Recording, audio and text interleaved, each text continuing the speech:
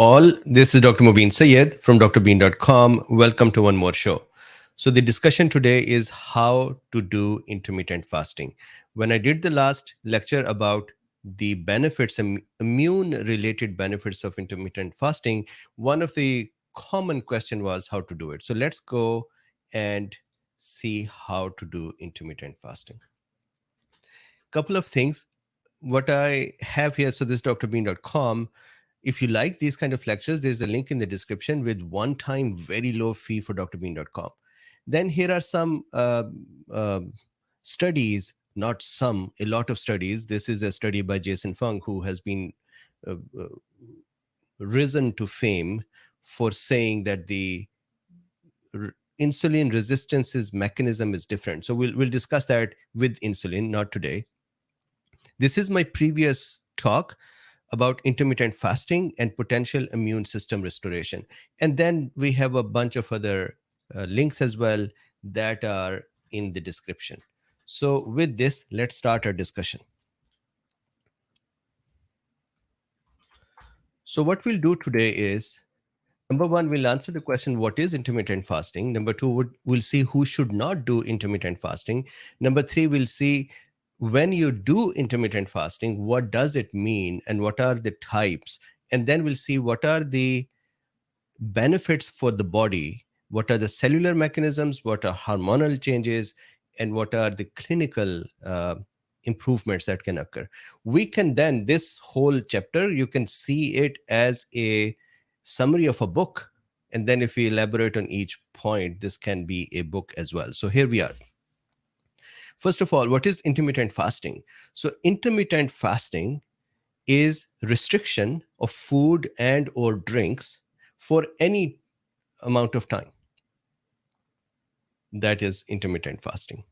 Now, the care must be taken that diabetics, especially type 1, even type 2, diabetics should be very careful for the intermittent fasting because their body is generally in the state of fasting because it is not able to get the glucose. So they have to be very careful, number one. Number two, folks, children who are younger than 18 years of age, they should not do intermittent fasting just because it can cause an impact on growth.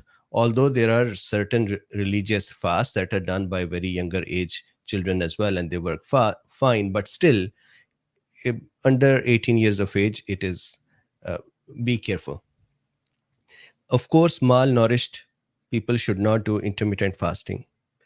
Patients who are on medicines that require the medicine, taking the medicine require to take it with food, and then the interval between the medicines are, for example, 12 hours. So then, of course, they'll have to figure that out or discuss it with their doctor.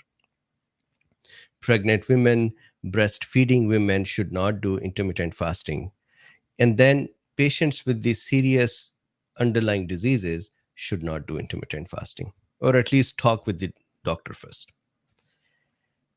So when you are going to decide how to do intermittent fasting, what schedule to take, what dietary modifications to make, the first thing to realize for you will be, what is your goal? Why are you doing it?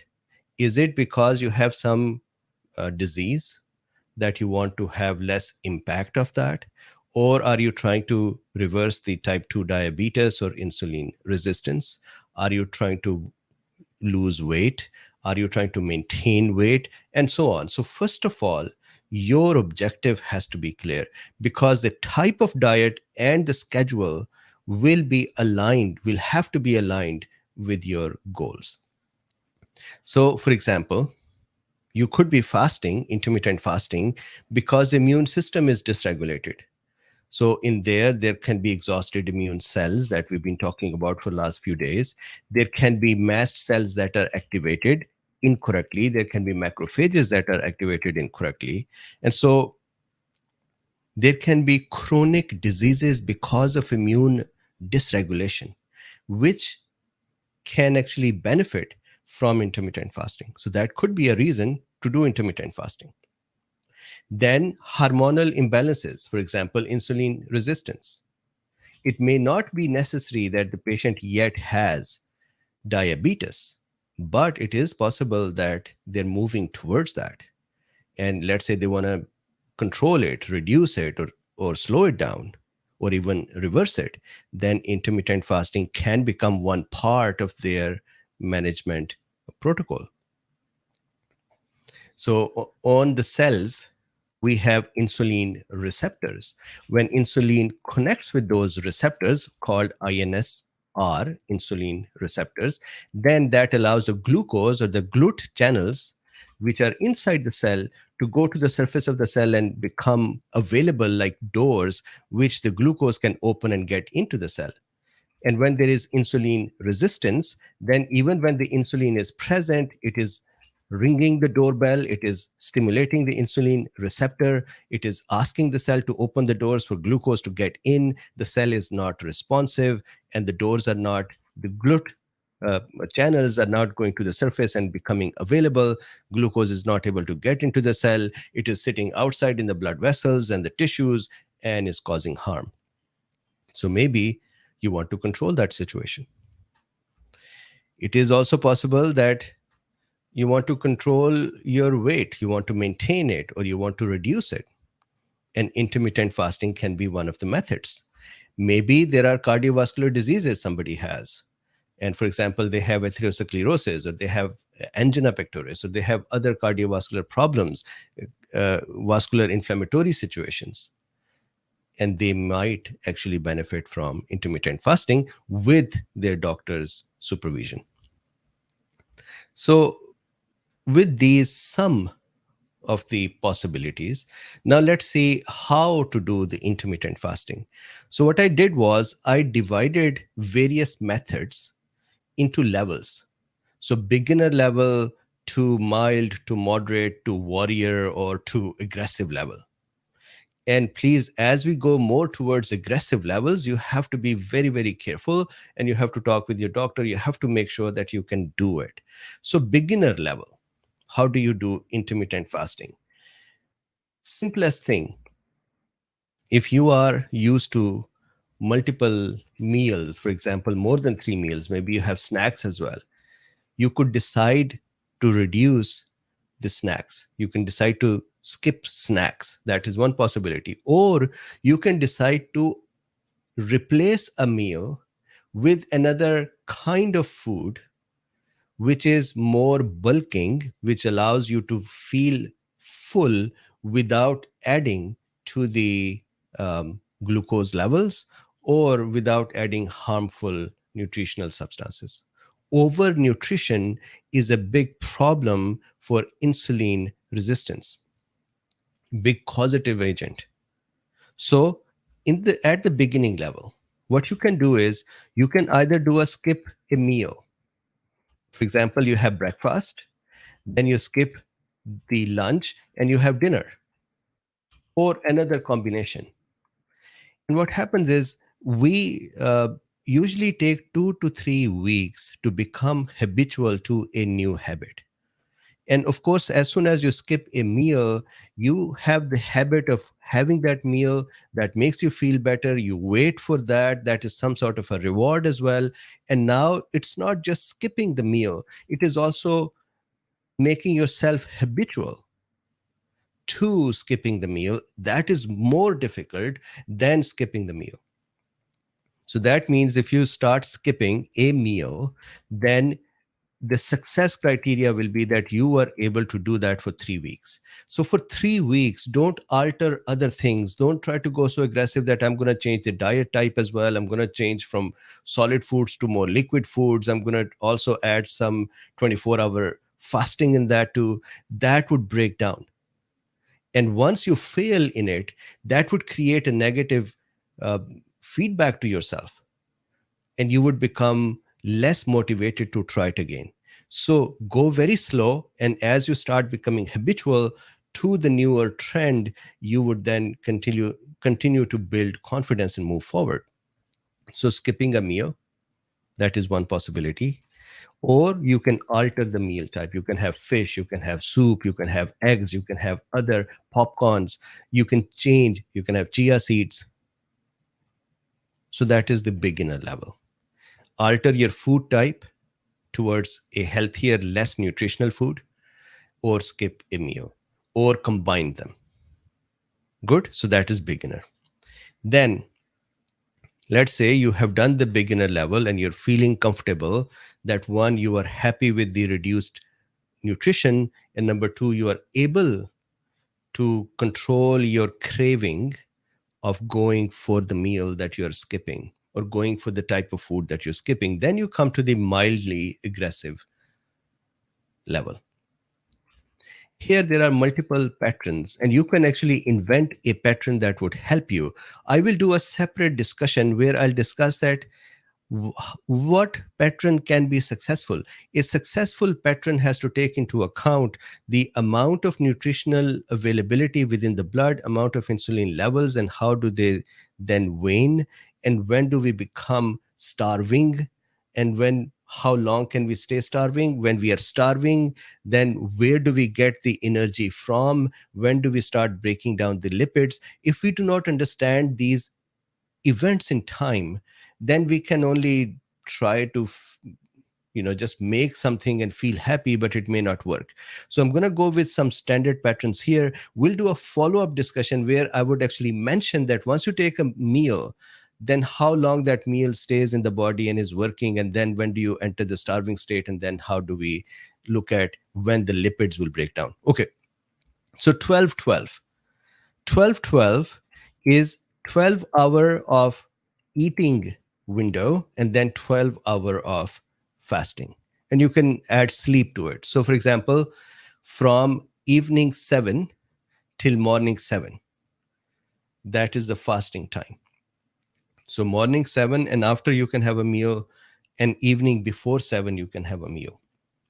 And you could have 2 meals, or you could have 3 meals, or you could have altered diet meal. But still, there is a 12 hours of fasting time. So that is one. Another possibility is 16-8, where you have a window of time that is 8 hours during which you can eat. And then there is 16 hours during which you cannot eat. And that once again can include, or should include actually, your sleeping time. So for example, you eat at 5 p.m. in the evening, and then you do not eat anything, and then you eat again 9 a.m. in the morning. Or you eat at 3 p.m. in the evening and you eat at 7 a.m. in the morning. And you can shift that according to the way you like. It is said that delaying eating in the morning is more helpful because body would stay in the starving state, and now you have to start your day as well. I actually think it is not a great idea to delay your breakfast, because the morning time is an important start of the day time where even the hormones are surging at that time to provide you the maximum energy. Growth hormones are also surging. Insulin levels are also changed. So there is a circadian rhythm. So if you starve your body at that time, then it is possible that you might actually not get as much of the benefit, but there may be some harm as well. But still, there are folks who say that you can delay the breakfast as much as possible. So 16-8, 16 hours of fasting, 8 hours of window in which you eat. And you can decide to have early dinner or late breakfast. Then moderately, so that was mild. Now moderately aggressive is 20-4. 20 hours of fasting and 4 hours of eating. Now, during the fast, this is not the kind of fast which some religions have where you cannot even drink. This is the fasting where you can drink. So don't dehydrate yourself. So 20-4, 20 hours of no eating and 4 hours of eating. So of course, this is aggressive. So here you can have meals within the 4 hours window, and then you are not eating for 20 hours, including the sleep time. So that is aggressive. That would cause starvation for your cells, and that will cause a lot of change in hormonal statuses, that would cause change in fats usage, and it would cause physiological changes within the body. Then the aggressive, real aggressive. Here, if you see here, now we're talking days. And here, what we are doing is we are skipping days. Now, the definition of a day that is skipped is not that you're actually not eating anything at all. The definition of a skipped day can be that you are at a really low eating level. For example, 600 calories. So, for example, just a dinner. So, 600 calories for an average height and weight male, 500 calories for average height and weight female. If their height and weight is more or less, then they can adjust the calories accordingly. Now, 600 calories or 500 calories on daily basis is not sustainable.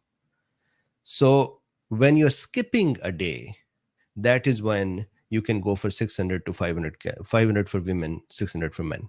So that means take one meal.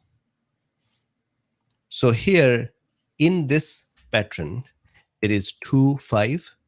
2-5 is that you skip 2 days and then you are on regular diet for 5 days. Now, which 2 days is up to you. Are they consecutive 2 days, or they are alternating 2 days, or they are separately put apart? You can decide how that fits into your routine. You can experiment with it. Then there is an alternate day. An alternate day is you are having a normal meal today, and tomorrow you are fasting. And that fasting, once again, is skip day. And skip day, once again, is 500 or 600 calories, as I mentioned before. Then this is even more aggressive, and that is 24-hour fasting. This can become dangerous, so be very careful. I have a study here in which they had 3 patients who were on insulin. This is Jason Fung's study. They were on insulin, and they asked them to do intermittent fasting, in which they had 24-hour fast. And one patient, I think, did every other day, one did once in a week, and so on. And all of them were insulin dependent. And at the end of the study, they had lost weight, plus their insulin dependence had reduced or reversed. So 24-hour once a week can be another one. And this here is not just a skip. It is really no calorie day. So it's not a skip day. It is a no calorie day. So that means water, coffee, or whatever, but no food. And that can be a tough one, but it does have its benefit. Remember, if you watch my other video, you'll see that the benefit of this for chronic diseases is that it promotes autophagy. So let me not repeat it. Let's go to this. So these are various patterns. The question is, what are the cellular processes that back up the benefits of the intermittent fasting? So again, high level. Each one of these processes can be written in 2 to 3 books, or 2 to 3 chapters at least. So I'm summarizing them. I'm giving you hints for these, and then we can do a deeper dive every so often. So some remarkable cellular events that are managed or modulated by intermittent fasting. First, glycogen breakdown. Glycogen is the stored form of glucose, mostly in our liver and also in the muscles. And when we do intermittent fasting, we allow the glycogen stores to be used up. These are the first kind of stores that are used up before we use fats, stored fat. So let's say if I have this stored fat on my belly, before I can use that, I'll have to use up the glycogen stores. So as you start the intermittent fasting, the first set of stores to disappear should be the glycogen. So that is what happens, number one. Then the fat stores start melting away. And so what happens is that these fats that are present, so this is a fat cell or adipose cell. In this cell, the nucleus is usually pushed to a side because it has a big fat droplet in it. So the fat cells themselves are fat. And under the microscope, it looks like a Signe ring, or it looks like a ring with a nucleus on the side. So anyways, fat cells would start having their fats removed from them. So free fatty acids will be released from the fat cells. And you would see, I would discuss that in another minute or so, that there are certain hormones which become active when we are in a starving state, when we are in the intermittent fasting state, the fasting state, because that is a stress. And those hormones, then they come in, and there is a hormone present or enzyme present in the fat cells. Imagine fat cells are a storage house. Just like we have grain stored, or we have things in our pantry, imagine our body has the grain stored in the form of fat, because it is more efficient to store the energy in the form of fat compared to carbohydrates and others. And it has a little guard in there. That guard or that clerk, its job is to, we can go to this guy and say, hey, we need some fat, we need some energy, can you get some energy out?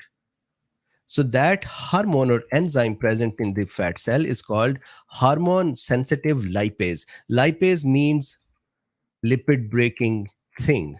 So it has a little spade with it, and it would pick up lipids and throw them out to say, all right, here is some lipid for you, here is some fats for you. So hormone sensitive, because hormones can act on this enzyme and make it active so that it can remove some fatty acids and release them in the blood. So what do you think? What kind of hormones are going to do that? Stress hormones are going to do that. Stress hormones are going to come in and activate the hormone sensitive lipase so that it can start removing fats and bringing energy out in the blood. So that is a second cellular mechanism that is upregulated with intermittent fasting. Then I had this discussion before. There is a full video I did, autophagy. Autophagy is that if this is a cell and that cell has multiple material types in it, there is some viruses hiding in there, some bacterial parts are sitting there, some SARS-CoV-2 spike proteins are there, some other cellular materials are present, and you let this cell go through the intermittent fasting, what would happen is it would start breaking down the material within itself to eat it up. That is called autophagy. In that process, the more active cells would actually die because they cannot eat much of their own internal organs. There are no organs and enzymes and materials. They would die. Other cells that are just holding on to some debris and trash, they will have to break down that debris and trash to eat it up and use it as energy. In that process, they would also expose that on their surface. And that would cause the nearby immune system cells to say, what the heck is this? And they would attack the cell and clear them out. Because of this, many chronic diseases and many chronic states, inflammatory states, can become better because of this. So immune system activity starts becoming better. Bad cells, overactive, dysregulated immune cells can start getting wiped out. Then, this is a very important one, intermittent fasting causes tyrosine kinase downregulation. What is tyrosine kinase? Especially in the context of the immune system.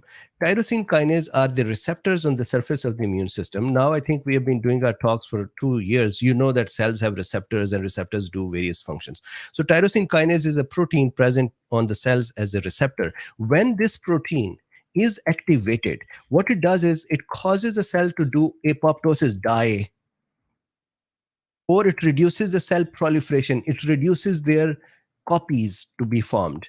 It reduces cell migration. It reduces their movement.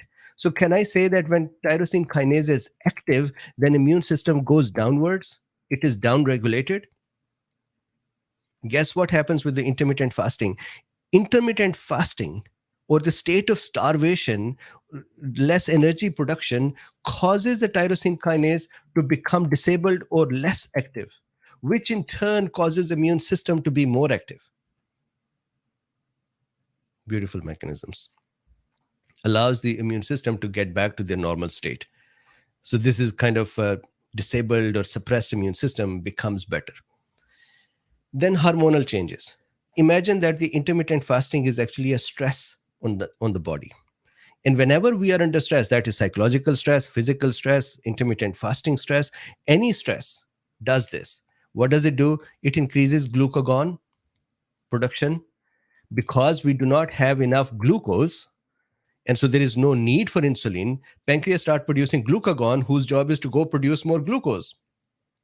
How would the glucagon produce more glucose? It would help break down the stored glucose, and then the fats will be starting to give the glucose. They'll give their fatty acids, which would then be converted into ketone bodies and so on. Then the proteins breakdown can also occur. But glucagon is an alternate hormone that is needed to now start working to break down glycogens. So it's a good thing. Cortisol is increased. That is steroids, glucocorticoids. Now, cortisol increase in the long run is not a good thing. So if you stress your body so much that cortisol is just continuously produced, then that can in turn cause insulin resistance and diabetes. And plus, cortisol has its own side effects. So we don't want to do continuous fasting. We want to do intermittent fasting. So these hormones come in, they do their function, remove some fats, put some stress on the body, improve the insulin resistance, then they disappear. And our body is able to then recover. Then we stress it out once more. So cortisol, epinephrine levels are increased, growth hormone levels are increased. All of those, as I said before, hormone sensitive lipase, they would actually activate this guy as well. Hormone sensitive, these hormones would have actions in many places, but including this place, which would then cause the fatty acids to be released. So here. Now, when the fatty acids are released, of course, then insulin sensitivity would start improving. When the glucose levels are low and fatty acids are also being removed, then the insulin resistance would improve. The cells would start opening up their genes to respond to insulin better. And that is the trick towards the insulin resistance reduction or even diabetes reversal. Body fat would reduce, of course, and then atherosclerotic lipids, fatty acids, such fatty acids which are oxidized, which can be under the blood vessels, which can cause inflammation under the blood vessel, which can cause atherosclerosis, those will reduce as well. Blood pressure would reduce. IGF, which is a intestinal glucagon, glucagon-like hormone, insulin growth factor-like hormone, that would also reduce. Now, clinically, how does this all help? So again, this is a more than one book worth of material that I am scratching the surface of. But look at this. Studies have shown all of this that I'm writing here is backed up by the studies, and the links are in the description. So delayed neurological diseases, for example, Parkinson's, Alzheimer's, Huntington's, their development becomes delayed. Why? Because the inflammatory state of the body is in check. And when the inflammatory state is in check, body does not deteriorate very fast. It is actually seen that age or aging process delays with intermittent fasting. So Dr. Daniel Sinclair's work actually shows that as well. Now, helps against metabolic syndrome. Metabolic syndrome is a syndrome because of all of those hormonal irregularities that occur because of overnutrition or because of more glucose, which then cause a lot of things, not just insulin resistance. That all collectively is called metabolic syndrome, which includes diabetes, which includes blood pressure changes and cardiovascular issues and so on, atherosclerotic issues. So, of course, this helps against metabolic syndromes. The intermittent fasting helps against diabetes or helps control diabetes, helps control obesity, helps control cardiovascular issues. Then chronic inflammatory state. I had that lecture in detail for how does it help there. Then if we add dietary modifications on top of this, and again, this depends what is your goal. So if your goal is chronic disease control, then you don't have to modify the diet. But if your goal is weight loss, or if your goal is to control diabetes, then there is a diet type change that also will be useful. So if you add dietary modifications on top of all of this, then you can actually reverse diabetes. And it was so funny here, funny in a good way, that in this study, they mentioned that patients could actually come out of the intermittent fasting. They can wean off of intermittent fasting, go back towards normal diet, and still not develop diabetes again, because they have brought their system in normal functioning state once more.